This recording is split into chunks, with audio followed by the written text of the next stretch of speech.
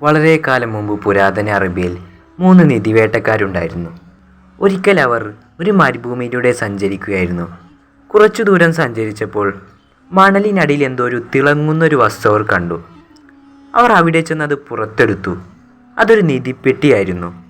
ആ നിധിപ്പെട്ടിക്ക് ചുറ്റുമായി ചില മനുഷ്യാസ്ഥികളും തലയോട്ടികളും അവർ കാണുകയുണ്ടായി. അത് തുറന്നു നോക്കിയപ്പോൾ അതിനകത്ത് ധാരാളം സ്വർണ്ണ നാണയങ്ങൾ ഉണ്ടായിരുന്നു.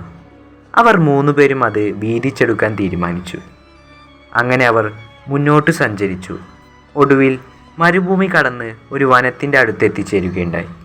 3 പേരും ആ സമയം വല്ലാതെ തളർന്നിരുന്നു. കയ്യിലുള്ള ഭക്ഷണമെല്ലാം തീർന്നിരുന്നു. അല്പം വെള്ളം മാത്രമേ ബാക്കിയുണ്ടായിരുന്നുള്ളൂ. അവരിൽ ഒരാൾ പറഞ്ഞു, "ഞാൻ കാട്ടിൽ പോയി ഭക്ഷണം ശേഖരിച്ചു കൊണ്ടുവരാം. നിങ്ങൾ 2 പേരും ഈ നിധിക്ക് കാവലിരുന്നാൽ മതി." അതും പറഞ്ഞ് അവരിൽ ഒരാൾ കാട്ടിലേക്ക് പോയി. അതേസമയം നിധിക്ക് കാവലിരുന്ന 2 പേരിൽ ഒരാൾ പറഞ്ഞു, "നമുക്ക് അവനെ കൊന്നുകളഞ്ഞ് അവൻ്റെ ഓഹരിയും നമുക്ക് തട്ടിയെടുത്താലോ?" മറ്റവനും അതിന് സമ്മതിക്കുകയുണ്ടായി. അങ്ങനെ അവർ ഭക്ഷണം ശേഖരിക്കാൻ പോയ ആ വ്യക്തിയെയും കാത്തുനിന്നു. ഒടുവിൽ അയാൾ കുറച്ച് പഴങ്ങളുമായി കാട്ടിൽ നിന്ന് വന്നു. അതേ നിമിഷം അവരിലൊരാൾ തൻ്റെ കയ്യിലുണ്ടായിരുന്ന വാൾ കൊണ്ട് അവനെ കൊല്ലുകയുണ്ടായി. എന്നിട്ട് അവൻ കൊണ്ടുവന്ന പഴങ്ങളെല്ലാം പെറുക്കിയെടുത്തു. അതിൽ നിന്ന് കുറച്ച് പഴം മറ്റേ വ്യക്തിക്കും നൽകുകയുണ്ടായി.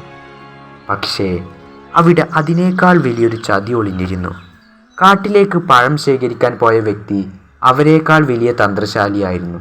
അയാൾ കൊണ്ടുവന്ന പഴങ്ങൾ മുഴുവൻ വിഷം നിറഞ്ഞതായിരുന്നു. അത് കഴിച്ച ഉടനെ തന്നെ ആ 2 പേരും മരിക്കുകയുണ്ടായി. അവസാനം ആ നിധി മാത്രം അവിടെ ബാക്കിയായി, അതിൻ്റെ പുതിയ ഇരയെയും കാത്ത്.